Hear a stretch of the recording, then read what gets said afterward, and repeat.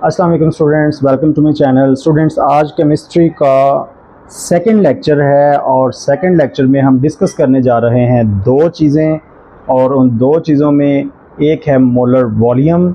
और students, molar volume देखें, नाम से ही जाहिर है, जैसा कि नाम में लिखा हुआ है मोलर वॉल्यूम, तो volume of one mole, molar volume यानी कि volume of one mole of an ideal gas. एक आइडियल गैस का जो एक मोल का जो वॉल्यूम होता है, उस वॉल्यूम को आप क्या देते हैं, मोलर वॉल्यूम। और ये कितना होता है, ये 22.414 डेसीमीटर क्यूब। तो स्टूडेंट्स, किसी भी आइडियल गैस का एक मोल का वॉल्यूम हमेशा फिक्स होता है। इससे पहले स्टूडेंट्स, आपने एक बात देखी थी कि किसी भी सब्सटेंस के एक मोल में, किसी भी सब्सटेंस के एक मोल में 6.02 इंटू 10⁻23 पार्टिकल्स थे। और आज आपने कह दिया कि अगर आइडियल गैस की बात करें तो आइडियल गैस के एक मोल के अंदर उसका वॉल्यूम भी फिक्स होता है, और वॉल्यूम कितना है, 22.414 decimetre cube, 414 decimetre cube. Okay, तो स्टूडेंट्स, यानी कि एक मोल अगर फिक्स है, उसमें नंबर ऑफ पार्टिकल्स भी फिक्स होते हैं, तो उसका वॉल्यूम भी फिक्स है। और वॉल्यूम कितना होता है, वॉल्यूम होता है 22.414 डेसीमीटर। अब डेसीमीटर क्यूब का मतलब है लीटर, तो स्टूडेंट्स डेसीमीटर क्यूब 1 लीटर के बराबर होता है। तो 22.414 डेसीमीटर क्यूब का मतलब है 22.414 लीटर्स। तो आपके पास अगर एक मोल आइडियल गैस है तो उसका वॉल्यूम इतना होगा, लेकिन कंडीशंस क्या होंगी, स्टैंडर्ड टेम्परेचर एंड प्रेशर। तो स्टूडेंट्स, अब देखते हैं कि आपसे वो क्वेश्चन किस तरह से पूछेगा। इसमें से क्वेश्चन किस तरह आएगा, क्वेश्चन आपसे इस तरह से पूछेगा, आपको नंबर ऑफ मोल्स बता देगा, नंबर ऑफ मोल्स बता के आपसे वॉल्यूम पूछ सकता है। कैसे स्टूडेंट्स, देखें, अभी जैसे अगर वो कहता है volume of 3 moles of an ideal gas, ideal gas का 3 मोल्स अगर आपके पास हैं तो 3 मोल्स का वॉल्यूम आपसे पूछेगा वो। तो स्टूडेंट्स, आपको पता है कि एक मोल का वॉल्यूम कितना होता है, एक मोल का वॉल्यूम कितना होता है, 22.414 डेसीमीटर क्यूब। तो 3 मोल्स का कितना हो जाएगा, 3 मोल्स का, इसको 3 से मल्टीप्लाई कर देंगे तो आपके पास आंसर आ जाएगा। इसी तरह स्टूडेंट्स, अगर वो आपको क्या देता है कि नंबर ऑफ मोल्स अगर आपके पास हैं, दूसरी टाइप का क्वेश्चन जो है वो आपको इस तरह से पूछ सकता है, आपको वॉल्यूम आपको बता देगा कि भाई वॉल्यूम है गैस का, फर्ज कर लें 1 डेसीमीटर क्यूब, 1 डेसीमीटर क्यूब, तो उसमें कितने नंबर ऑफ मोल्स होंगे, नंबर ऑफ मोल्स कितने होंगे। ये दूसरी टाइप का क्वेश्चन है स्टूडेंट्स।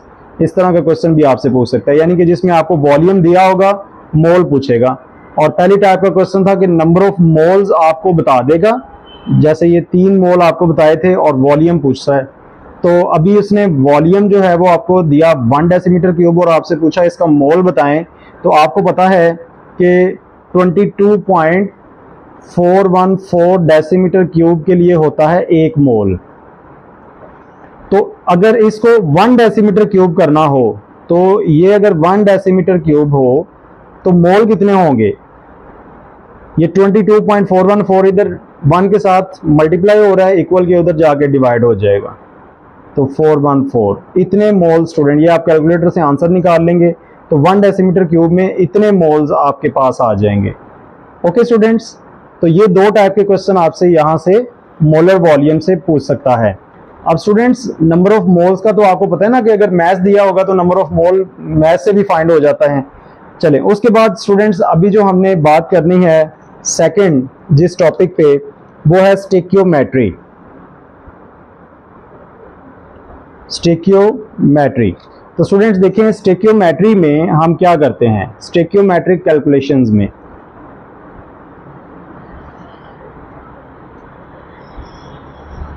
स्टिक्योमेट्री स्टूडेंट्स देखें, ये बहुत ज़्यादा 5 स्टार टॉपिक है। आपसे जो क्वेश्चन पूछा जाएगा एमसीक्यूज में वो स्टेशियोमेट्रिक से ही आएगा, ठीक है। तो स्टेशियोमेट्री में स्टूडेंट्स हम करते क्या हैं, देखें। सबसे पहली बात यह है कि हम 2 चीज़ें यूज़ करते हैं, 2 चीज़ें यूज़ करनी है। कौन कौन सी? पहली बात है कि आपने बैलेंस्ड केमिकल इक्वेशन यूज़ करनी है स्टेशियोमेट्री कैलकुलेशंस में। अब ये स्टेशियोमेट्री है क्या, ये भी अभी मैं आपको बताता हूँ थोड़ी देर में, लेकिन अभी आप पहले ये देखें कि स्टेशियोमेट्री के लिए आपके पास एक होनी चाहिए बैलेंस केमिकल इक्वेशन। अगर आपके पास बैलेंस केमिकल इक्वेशन नहीं है तो आप स्टेशियोमेट्री में कैलकुलेशंस नहीं कर सकते। अब देखें स्टेशियोमेट्री कैलकुलेशंस होती क्या है, चलिए पहले यही देख लेते हैं।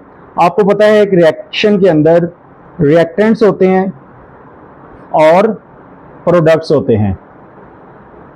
रिएक्टेंट्स जैसे ए और बी है और प्रोडक्ट्स जैसे सी और डी हैं। तो स्टेकियोमेट्री के अंदर बेटा आप क्या करते हैं, रिएक्टेंट्स के अगर आपको मोल दिए गए हैं तो आप प्रोडक्ट के मोल फाइंड कर सकते हैं। ओके, अगर आपको रिएक्टेंट के जो है वो मैस दिया गया है तो आप प्रोडक्ट का मैस भी फाइंड कर सकते हैं, मोल भी फाइंड कर सकते हैं, वॉल्यूम भी फाइंड कर सकते हैं। इसी तरह रिएक्टेंट के मोल से आप प्रोडक्ट के मोल भी फाइंड कर सकते हैं, प्रोडक्ट का मैस भी फाइंड कर सकते हैं, प्रोडक्ट का वॉल्यूम भी फाइंड कर सकते हैं। तो बेटा ऐसी कैलकुलेशंस को आप स्टिक्योमेट्रिक कैलकुलेशंस कहते हैं, जिसमें आप रिएक्टेंट्स का डाटा यूज करके प्रोडक्ट्स के डिफरेंट डाटा फाइंड कर लेते हैं, या आप प्रोडक्ट का डाटा यूज करके रिएक्टेंट का डाटा भी फाइंड कर सकते हैं, या फिर बेटा आप एक रिएक्टेंट का डाटा यूज करके दूसरे रिएक्टेंट का मैस वॉल्यूम वगैरह फाइंड कर सकते हैं। तो यानी कि ये स्टिक्योमेट्रिक कैलकुलेशंस ऐसी कैलकुलेशंस हैं, ऐसे हिसाब किताब हैं जिसमें हम रिएक्टेंट्स या प्रोडक्ट्स किसी का भी डाटा अगर हमारे पास अवेलेबल है, मैस अवेलेबल है या नंबर ऑफ मोल्स अवेलेबल है या वॉल्यूम अवेलेबल है, तो बेटा हम क्या कर सकते हैं, उस डाटा को यूज करके अगर रिएक्टेंट्स के हैं तो प्रोडक्ट के फाइंड कर सकते हैं, अगर प्रोडक्ट का मैस है तो उससे रिएक्टेंट का मैस फाइंड कर सकते हैं, रिएक्टेंट का वॉल्यूम भी फाइंड कर सकते हैं प्रोडक्ट के मैस से। तो स्टूडेंट्स ऐसी कैलकुलेशंस को आप कहते हैं स्टिक्योमेट्रिक कैलकुलेशंस। और मैंने आपको बता दिया कि स्टिक्योमेट्रिक कैलकुलेशंस के लिए आपके पास 2 चीजें होनी चाहिए, एक बैलेंस्ड केमिकल इक्वेशंस और दूसरी आपके पास होनी चाहिए फार्मूला। फार्मूला कौन सा बेटा, कोई नया फार्मूला नहीं है इसमें, वही फार्मूला आप यूज करेंगे नंबर ऑफ मोल का। Number of mole is equal to given mass over molar mass, और नंबर ऑफ पार्टिकल्स का, नंबर ऑफ पार्टिकल्स का फार्मूला भी बेटा आपने यूज करना है, और इसमें number of mole is equal to number of mole into Avogadro's number. तो स्टूडेंट्स ये आपके पास है stoichiometric calculations. Stoichiometry is the branch of chemistry which deals with the study of relationship, mass relationship, mass mole relationship, mess volume relationship, यानी कि between reactants and products. यानी कि अगर आपके पास एक चीज का मैस अवेलेबल है तो किसी दूसरी चीज का आप वॉल्यूम भी फाइंड कर सकते हैं, मोल भी और मैस भी। अब देखिए कि आइए देखते हैं कि स्टेशियोमेट्री में हम कौन कौन सी कैलकुलेशंस कर सकते हैं, कौन कौन सी कैलकुलेशंस पॉसिबल हैं। बेटा पहली टाइप की कैलकुलेशन है स्टेशियोमेट्रिक कैलकुलेशन। पहली टाइप की कैलकुलेशन है मैस कैलकुलेशन या मैस रिलेशन। बेटा मैस रिलेशन का क्या मतलब है, अगर मैस ऑफ रिएक्टेंट्स पता है हमें तो मैस ऑफ प्रोडक्ट फाइंड कर सकते हैं, या मैस ऑफ वन रिएक्टेंट पता है तो mass of other reactant find कर सकते हैं। इसी तरह बेटा मैस वॉल्यूम कैलकुलेशन में क्या करते हैं, मैस वॉल्यूम कैलकुलेशन में अगर हमारे पास एक चीज का मैस है तो दूसरी चीज का वॉल्यूम फाइंड कर सकते हैं, ठीक है, केमिकल इक्वेशन के अंदर। बेटा स्टिक्योमेट्री केमिकल इक्वेशन के बगैर नहीं काम चलेगा। उसके बाद दूसरा है मैस मोल कैलकुलेशन। बेटा इसका मतलब है अगर आपके पास मैस अवेलेबल है एक रिएक्टेंट का तो आप मोल भी फाइंड कर सकते हैं किसी दूसरे प्रोडक्ट या रिएक्टेंट के, ठीक है। चौथे टाइप के आप कैलकुलेशन इसमें कर सकते हैं वॉल्यूम मोल कैलकुलेशन। फिर आप कैलकुलेशन कर सकते हैं बेटा वॉल्यूम मोल की भी कर सकते हैं, वॉल्यूम मोल की भी कर सकते हैं इसके अलावा, और यही टाइप की कैलकुलेशंस हैं जिसमें आप परफॉर्म कर सकते हैं स्टेक्योमेट्रिक कैलकुलेशंस में।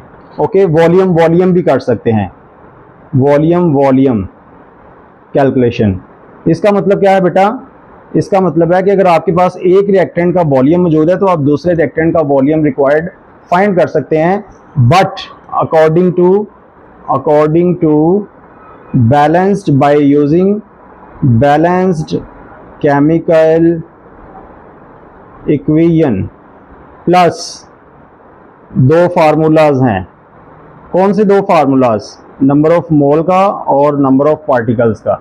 ये दो चीज़ें यूज़ करके बेटा आप ये वाली कैलकुलेशंस करते हैं बिटवीन रिएक्टेंट्स एंड प्रोडक्ट्स, और इस चीज़ को आप क्या देते हैं, stoichiometry. Okay, it is the stoichiometry. Okay, चलें आज हम पहले स्टार्ट करते हैं, फर्स्ट टाइप की कैलकुलेशन करते हैं जिसमें आप क्या करेंगे, फर्स्ट टाइप की कैलकुलेशन जो है वो हम करते हैं। फर्स्ट देखते हैं बेटा मोल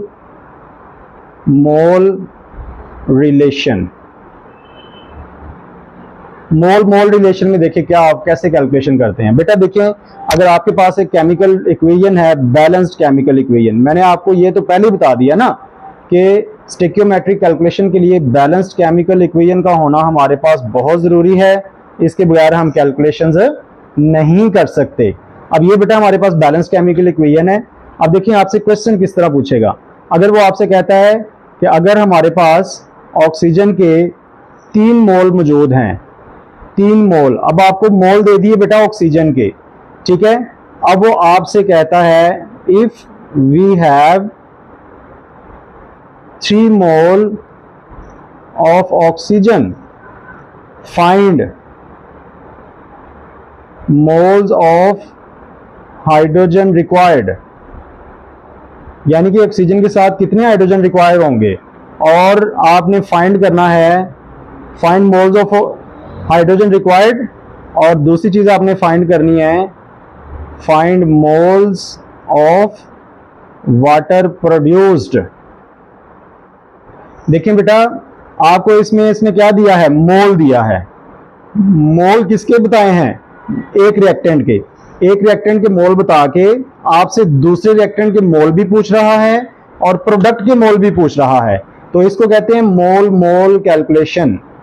एक चीज का मोल दे के दूसरी चीजों के मोल पूछ रहा है, तो बेटा इसे कहते हैं मोल कैलकुलेशन। अभी आप देखिए कैसे कैलकुलेशन करेंगे। आपके पास बैलेंस केमिकल इक्वेशन होनी चाहिए। अगर क्वेश्चन के अंदर बैलेंस केमिकल इक्वेशन है तो वेल एंड गुड, अगर नहीं है तो आपको बैलेंस केमिकल इक्वेशन बनानी पड़ेगी खुद से। अब देखें आपने कंपैरिजन कर लेना है ऑक्सीजन को, पहले हाइड्रोजन के साथ कंपैरिजन कर लें according to balance chemical equation. देखें बेटा इक्वेशन पे देखें, ऑक्सीजन का अगर एक मॉलिक्यूल यूज हो रहा है तो हाइड्रोजन के 2 यूज हो रहे हैं, ठीक है, यानी कि इसके एक के लिए हाइड्रोजन के 2 हैं। अब ऑक्सीजन के 3 मोल उसने दिए हैं और हाइड्रोजन के मोल पूछे हैं, तो इसके एक के लिए चूंकि 2 थे, ये इक्वेशन बन गई हमारे पास। अब इसके 3 के लिए 2 से मल्टीप्लाई करेंगे तो ये 6 हो जाएंगे, यानी कि 6 मोल रिक्वायर्ड होंगे। तो if we have 3 mole of oxygen for this chemical reaction find the moles of hydrogen required. Hydrogen के कितने मोल रिक्वायर्ड होंगे बेटा, ये भी आपने कंपैरिजन से निकाल लिए, 6 मोल्स रिक्वायर्ड होंगे। कैसे निकाले, आपने बैलेंस केमिकल इक्वेशन को यूज किया। इसी तरह बेटा अब आपने कंपेयर करना है इसी बैलेंस केमिकल इक्वेशन के मुताबिक ऑक्सीजन को कंपेयर करना है वाटर के साथ। तो बेटा ऑक्सीजन के इसके अकॉर्डिंग अगर एक हो बैलेंस केमिकल इक्वेशन में, देखें इसका अगर एक है तो वाटर के 2 बन रहे हैं। तो अगर ऑक्सीजन का एक है तो वाटर के 2 बन रहे हैं, तो ऑक्सीजन के अगर हमारे पास 3 मोल दिए गए हैं तो वाटर के कितने मोल्स बनेंगे बेटा, वाटर के हमारे पास बन जाएंगे 2 × 3, वाटर के भी 6 मोल प्रोड्यूस होंगे। तो स्टूडेंट्स देखें ये जो आज हमने कैलकुलेशन की है स्टिक्योमेट्रिक कैलकुलेशन, इसे आप कहते हैं मोल रिलेशन। अगले लेक्चर में, थर्ड लेक्चर के अंदर इंशाल्लाह हम स्टिक्योमेट्रिक कैलकुलेशन की ये सारी कैलकुलेशंस करेंगे with the help of examples. Maths volume भी देखेंगे कि मैथ्स से वॉल्यूम कैसे फाइंड हो सकता है, मैथ्स से मोल कैसे फाइंड हो सकता है, वॉल्यूम से मोल कैसे फाइंड हो सकता है। तो बेटा ये वाले आपको बेसिक्स आएंगी, तो इसके बाद आप जो है वो लिमिटिंग रिएक्टेंट और यील्ड के न्यूमेरिकल्स करने के काबिल होंगे। तो इसलिए इनको अच्छी तरह इस लेक्चर को सुने और इसकी बार बार प्रैक्टिस करें। उम्मीद है कि आपने बहुत ज़्यादा इस लेक्चर से सीखा होगा। Good luck students, thank you for watching. अल्लाह हाफिज़।